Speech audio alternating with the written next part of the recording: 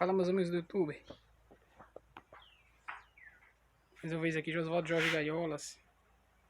Vou mostrar aqui a gaiolinha do Heroildes, do Piauí. Mora no povoado Sagui. Povoado Sagui, interior.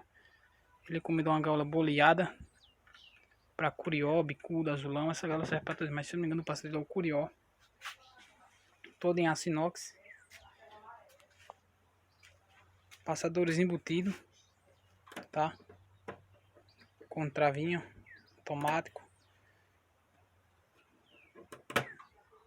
Tá travado o passadorzinho, fundo de grade removível, gancho de luxo. E um caminhão ali vai passar, vou ter que pausar o vídeo aqui. Olha aí o acabamento da gaiola dele.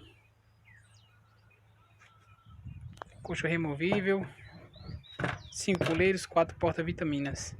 Isso aí, galera, mais uma pra coleção. Gaiolinha boleada top de luxo. Quem tiver interesse em encomendar uma dessas, é só chamar no zap. Ela tem 2 passadores, tá? Um de um lado e outro do outro. Desculpa aí, galera, ter pausado o vídeo. Tava passando um caminhão aqui, ia fazer muito barulho. Todo em aço inox, né? Volta na gaiola aqui. 5 puleiros, 4 porta-vitaminas. Tem um dorminhoco retinho ali. Porteirinha de mola por pressão.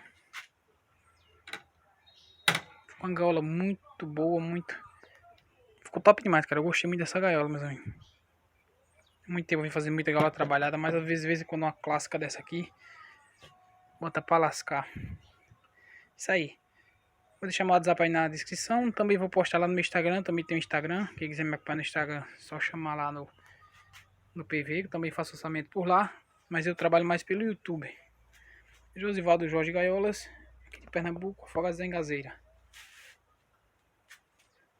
A claridade hoje não tá boa pra fazer vídeo.